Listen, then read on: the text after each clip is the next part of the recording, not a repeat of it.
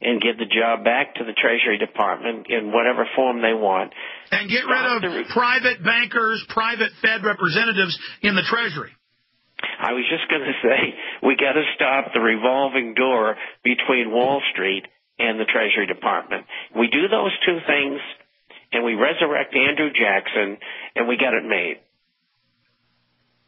But this crew is going to stage terror attacks, wars, martial law before they let us do it. But since the people are now awake to all of that, it's only a matter of time before these people fall. I mean, that's why they would never say the Federal Reserve was private. That's why we would read official UN documents calling for world government. The media would say we were nuts, it didn't exist, because they could never admit that there was an illegitimate shadow global corporate government, because then people would stop being distracted by the puppets and actually start having a debate about the real power structure. And now that people know there's a global government, now that it's admitted we're going into world government, now more and more whistleblowers are coming out exposing them.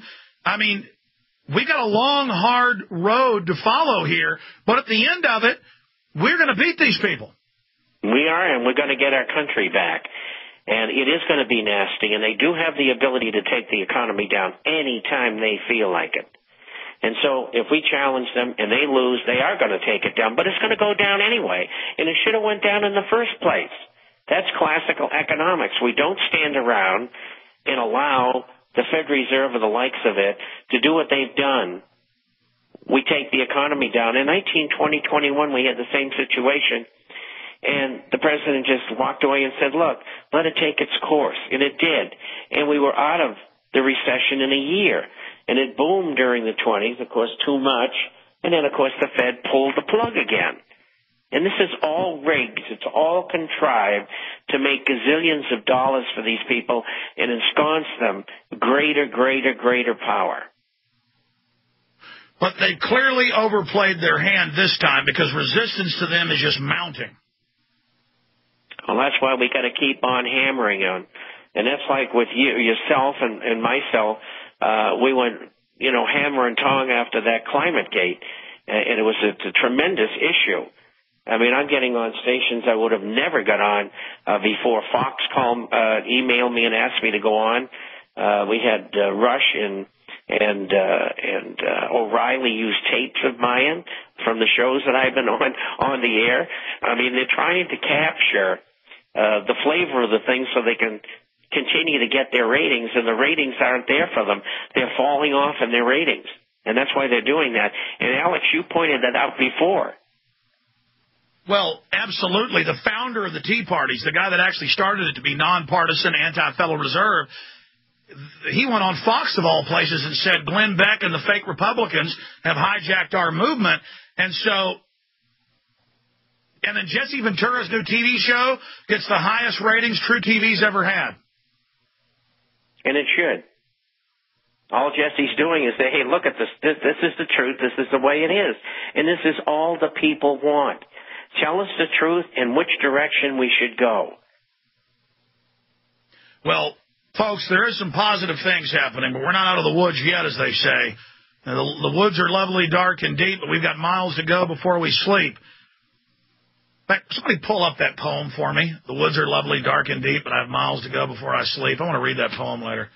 Bob, I want to take some calls. They're all over the map from earlier, but you can comment on any issue. Let's talk to Jake in California. Jake, you're on the air. Hey, man. I'm enjoying the program this morning. I just wanted to say hi. I got a friend in northern Mississippi that listens to you regularly, Susie Q. So, anyhow, let me just say, first of all, I wanted to make a comment on what you guys just said regarding the economy. But, Alex, I'd like to make a request. Would you please have Dr. Deagle on sometime in the near future to discuss?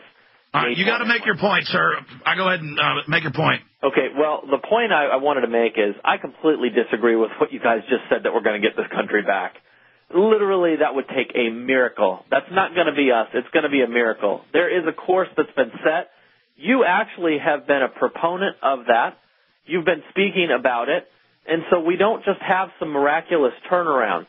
Wow. This is a really defeatist phone call here, Jack. No, it's not a defeatist phone call. It's what it is it's a realistic phone call, and a lot of it is based on the data that you've passed in the past. So, I mean, when you pass data to us and tell us that, basically we're in an enormous amount of trouble, which is true, we can see that, and then in the next breath to say we're going to win this thing, we're not. But we better listen. You got the wrong show then, bro, okay? You've got the wrong radio show. Since we're not going to beat anything, go out and party and have a great time, okay? You got the wrong show. The climate gate is devastating, and Copenhagen is going to fail. They're still going to try to implement all this at the grassroots level. We've got to go out with a winning attitude and engage these people at the local level and take our communities back by standing up against them. The Federal Reserve, we just pointed out all the stuff they're going to try to pull on us, but the beginning of the end is happening for them. And, I mean, I just don't even know what to say where I'm bad for saying we can win this thing. This is a process. It's not going to happen overnight, but we have to reach out to people. We've got to get involved. And I know history, and I know the situation we're facing, and I know we've got a chance to reverse this. Bob, I want to get your take on that call when we come back. People don't understand what attitude is about and initiative and knowing we're in the right and standing up and saying we're going to win. They don't understand warfare. They don't understand InfoWar. They don't understand we've got the truth. We've got the ultimate weapon on our side. They don't understand that the enemy is imploding at every level. Man, that makes me sick.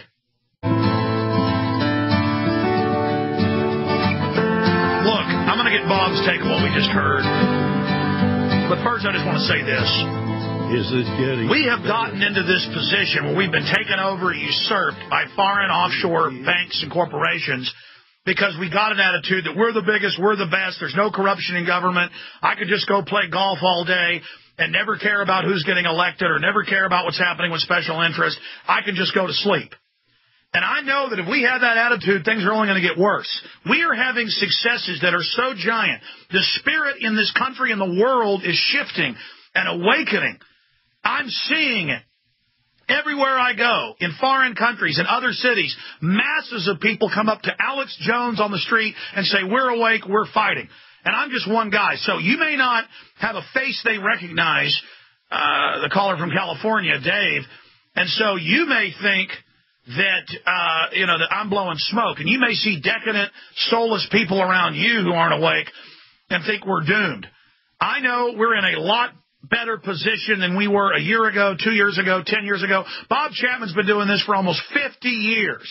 Okay, he's an icon in fighting the New World Order, and he doesn't have a loser attitude. And I'm not calling you a loser, sir, but I don't need to be rebuked for getting up here and saying things are really bad, these people are really bad. That's like if your house is on fire and I go call the fire department, it's on fire. I'm not being negative, I'm telling you the truth.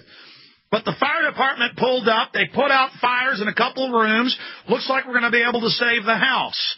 If you'll stop telling the firemen to stand down. Okay, now, they told the founding fathers they couldn't win. They've told everybody they couldn't win. They've told inventors they couldn't invent things.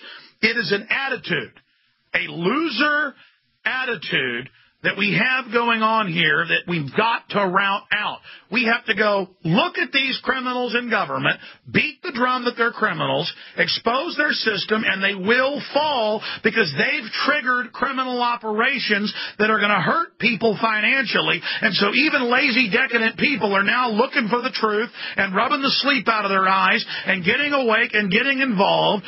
And it is a lie to say that there's no way to stand up against this or to stop this. Look at what's happening. Every time we stand up, we win. The problem is most of the time people don't stand up because they don't have any respect for themselves in this fight.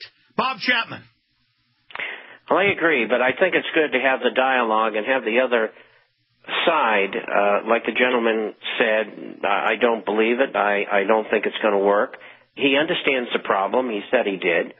And his take, you said, is incorrect. I agree with you, and it is incorrect. And the key word, and you mentioned it just a minute or two ago, is we know what the problem is, and we have to have the spirit of American citizens in our country, and we have to go forward and stop these people.